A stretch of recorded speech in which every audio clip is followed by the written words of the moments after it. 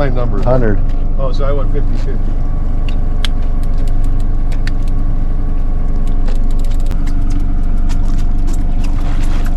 Oh yeah. Beauty. Got the front hook too.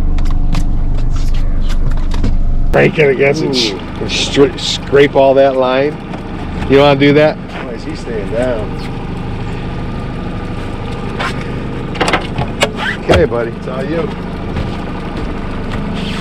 It's all you. I have a feeling he's gonna not like coming up to the sun rainbow. Yeah, they're not gonna like the sunshine. Drag's good? 20, yeah. Yeah, go ahead. I'll tuck you in, Rouch. I'll tuck you in right here. Yeah, I'm waiting for it. There, he's starting to get heavier. Thump, thump, thump. Hell yeah. There he is.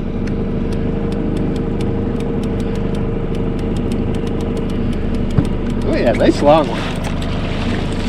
Nice long one. Oh yeah, there you go. Look at the length on that guy.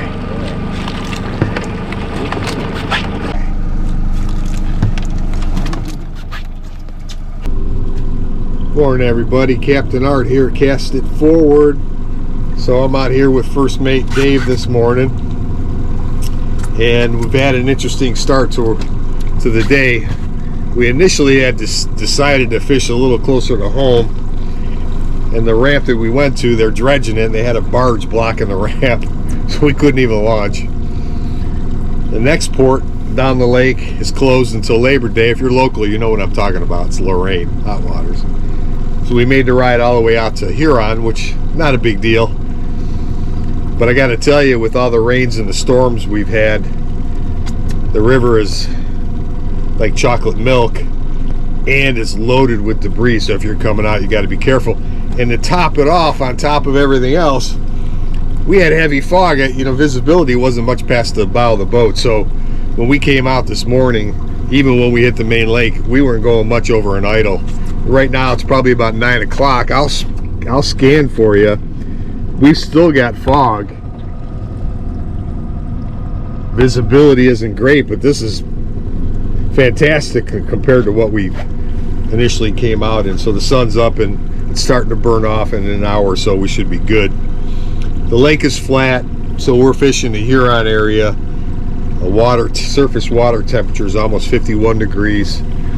We've been fishing for about an hour and a half because of the late start that we got with all the driving around that we did, and most of our stuff has come deep. Snap weights with P10s, 50-50, 50-35, and flickers 50-50. We got one fish up a little higher with a custom painted Reaper, custom painted by my good friend Tommy Hare. So shout out to Tommy. So they're all decent fish. Looks like they're spawned out. Bite was fairly active. We were out the other day and we kept scaling down our baits because we kept hooking them on the back hook. So they're a little bit more aggressive today. We just hit a little bit of a lull. We're trying to kind of redial them in, but we're off to a good start. It's a beautiful day. The lake is flat. The only issue is, just got to be a little careful here with all this fog. So we'll keep you posted, and if we get into them, you'll be the first to know.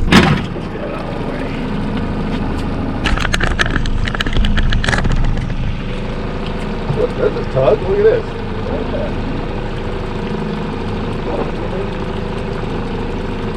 I'm going to come over here.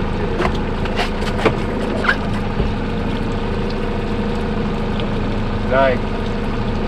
Right out here too. Right, yeah, nice fish. Yeah, let me bring him in just a tad closer. Almost out of your reach on that one. It's either 70 or 80, I can't remember which. 70.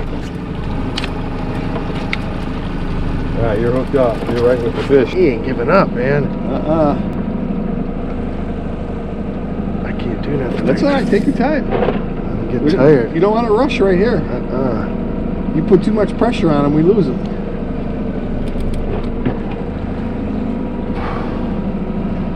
coming up. Coming up. He's still down. Coming up. Got him. Whoa. Boy, he had some good fight in him, huh? That was a nice fight. That was a good fight the whole time. Let me get...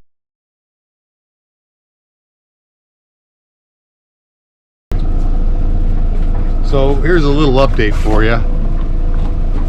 We're fishing a little deeper.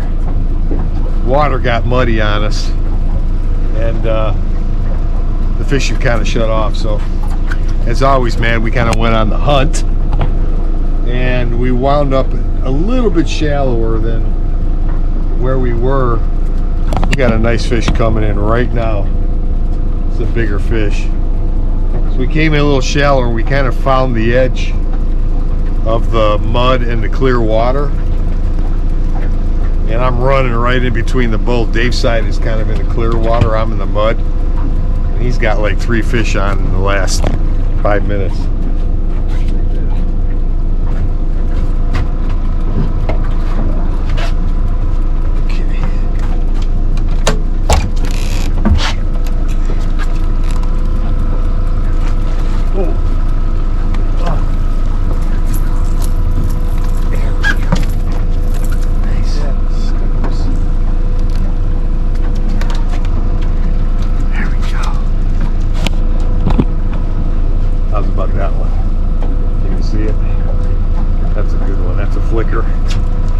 Back unassisted.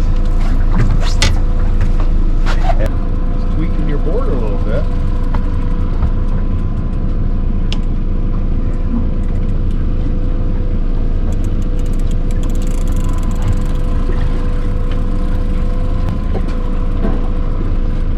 No sense of taking a chance.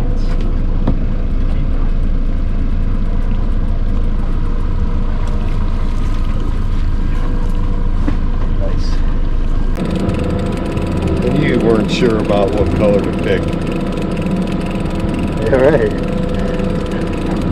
You should be good. Straighten her back up. I missed that strike. Pretty good one? Yeah. Pretty good hit?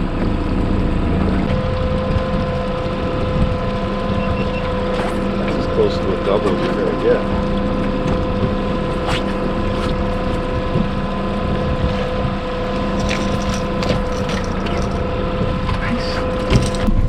I got a nice one coming in right here.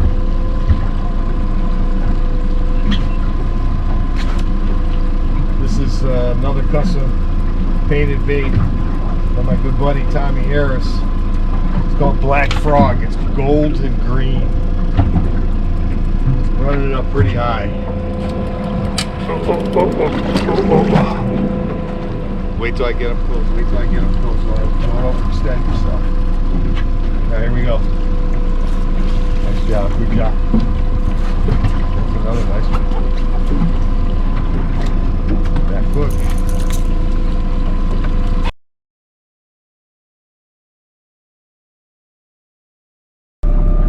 Like I said, anytime we're out fishing and we're on fishing, we catch them and we lose them, or they turn off, or we're marking them and they don't bite. One of our mantras is, you know, find active fish, and that's exactly what we did. So we had a lull earlier this morning, about an hour and a half, and then we got set up a little bit tighter. And it's interesting because it's the line right between where the water's muddy and where it's clear. We're literally running one side of the boat in the mud and one side that's clear, and it's panned out for us. It's been like a flurry kind of bite, but when they go, they go. Dave's got a real good one coming in here.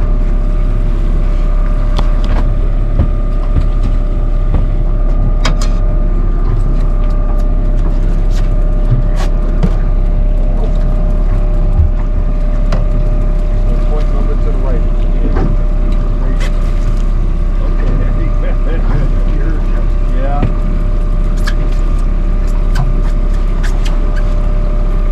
Whew.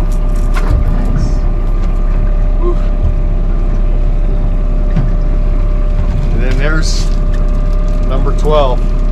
That one's probably 6-7 pounds, about 27 inches.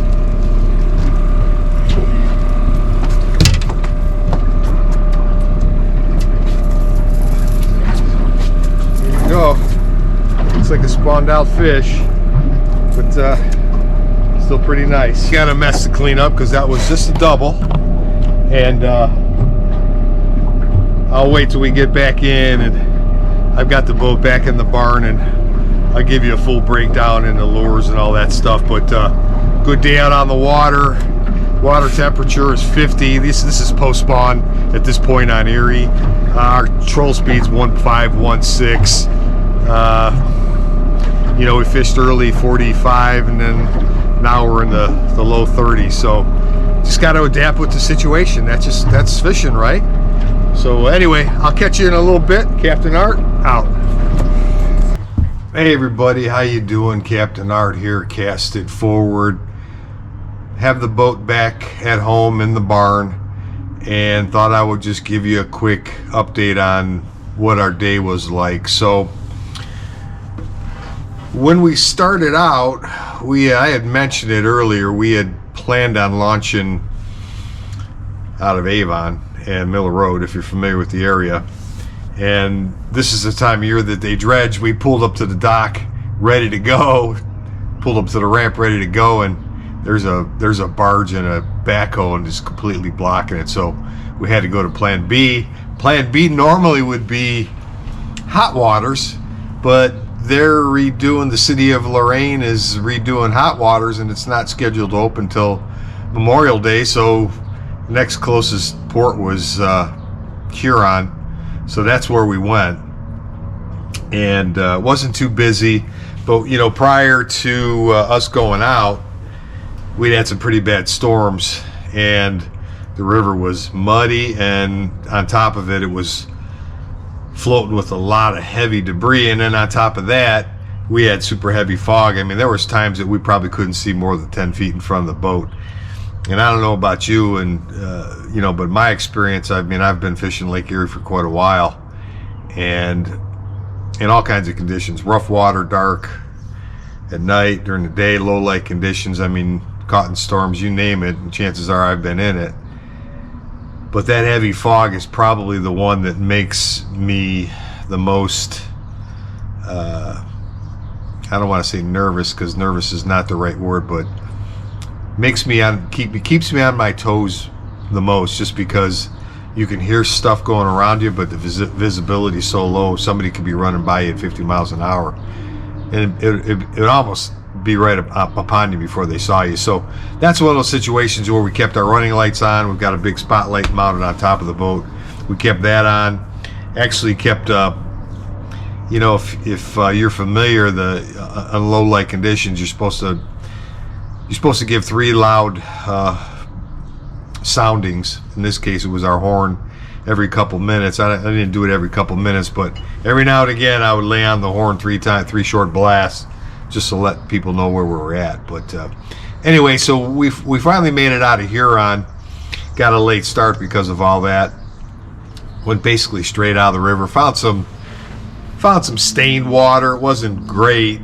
And most of the fish that we caught early were down deep. Water temperature at that point was about 48, 49, and most of our baits, or most of our fish, were snap weights. So what we ran was we were experiencing a little bit of short biting early, so I scaled way down. This is I want to say this is a 7 flicker in that slick pattern, which has always been a good bait for us.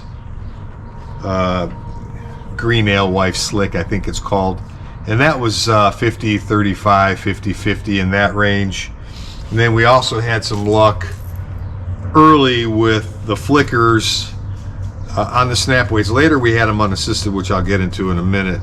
But early we had some success with the flickers, 50, 50, right around in that range. You know, pulling fish out of, you know, 25, 30, not quite 35 feet of water. And you know, we were fishing probably, I want to say, between 40 and 42 feet. So we didn't do too bad. We had a couple nice flurries. It was one of those days where you just your fish kind of came in bunches. So we had a pretty good flurry right off the rip, and then you know, they kind of shut off or they moved on us. So we kind of went back around trying to find them and didn't really plug back into them. So it was at that point, and then we also noticed that we had more mud coming out from the river, and then the water clarity changed. So I don't mind fishing stained water, but if you're fishing stained water and on top of it the fish aren't biting, you know, we view it as what's the point. So what we did was we made a move in shallower. You know, I've been fishing the lake for a while and fishing that Huron area for a while, and I know at this time of year, you know, that 50-degree temperature, that's a spawning temperature, you know, high 40s, low 50s for the walleye.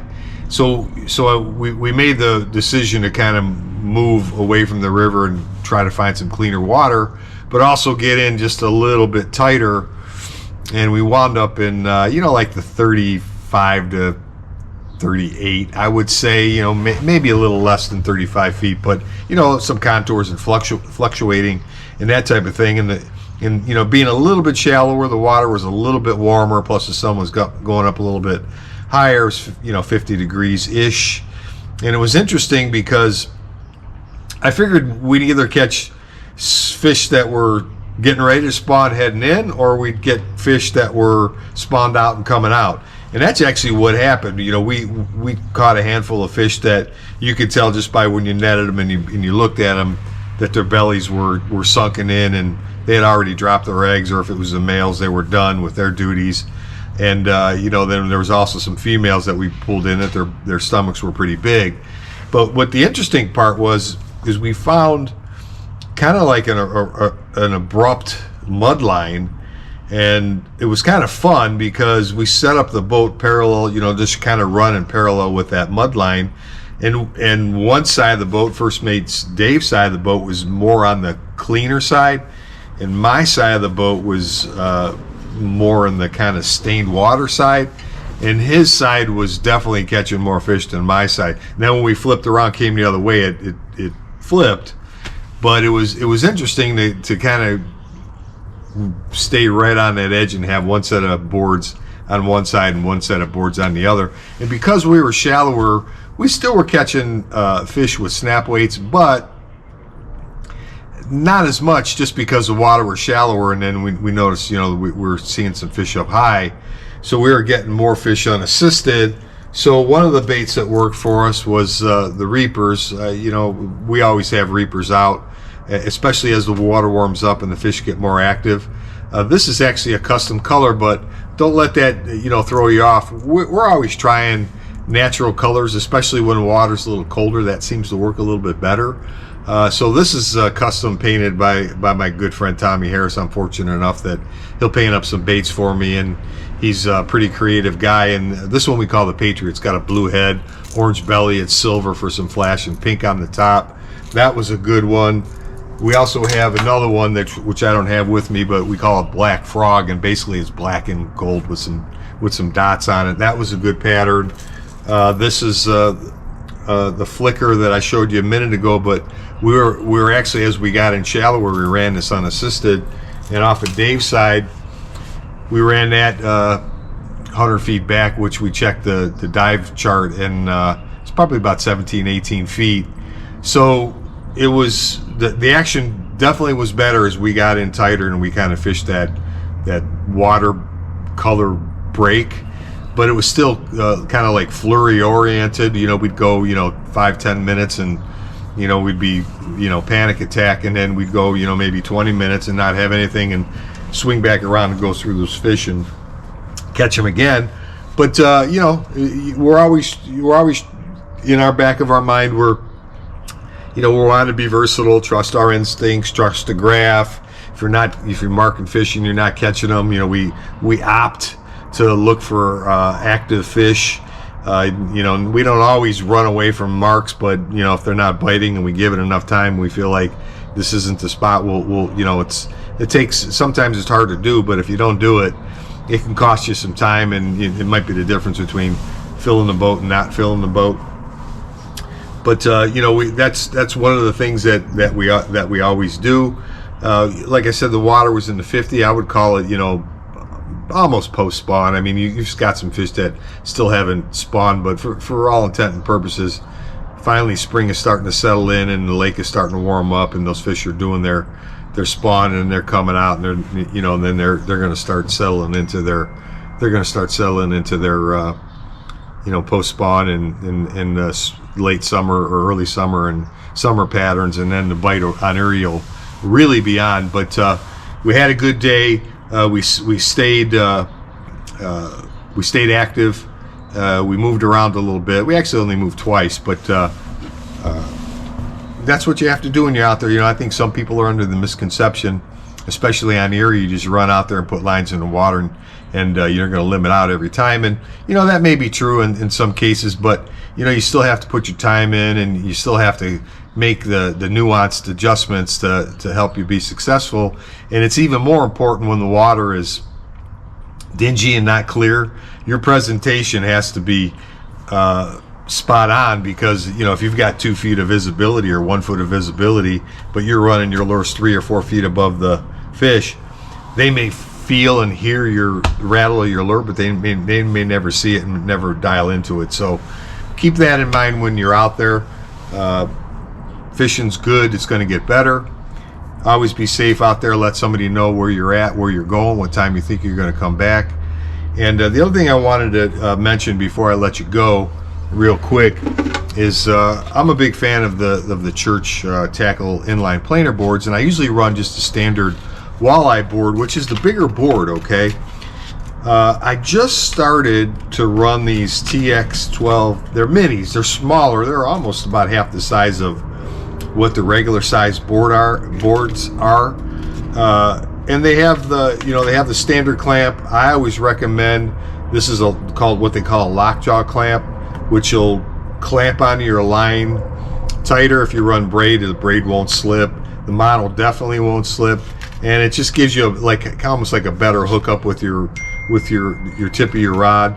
It's got the clip and the flag on the back, and it's even got an attention adjustment on the back. What's really nice, and it's also got the pin here to put your line through that in case if these two come off, which they usually won't, the board will still stay attached and you won't lose your board.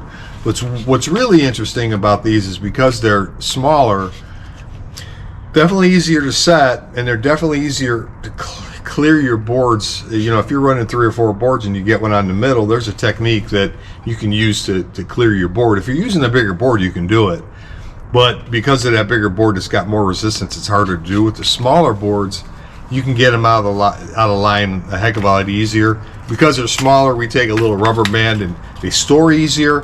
And the other thing too, we were running snap weights with these, and because you have a spring adjustment on the back, you can change that adjustment.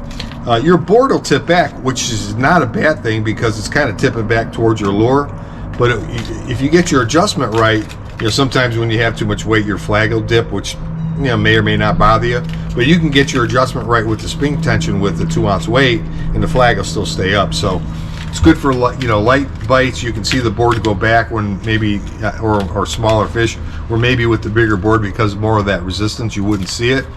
But we're going to fish this year with these. Not that I'm going to get rid of, you know, we go for bigger species, muskie and trout and that kind of thing. We'll probably have to run the bigger boards, but that's something to keep in mind. I mean, it fits the bill, and it kind of makes life on the boat easier. So anyway, I hope that helps you. If you have any questions, you have any comments, hope this helps. Hope to see you out on water. Be safe out there. Captain Art, out. Dang. 7. Show us.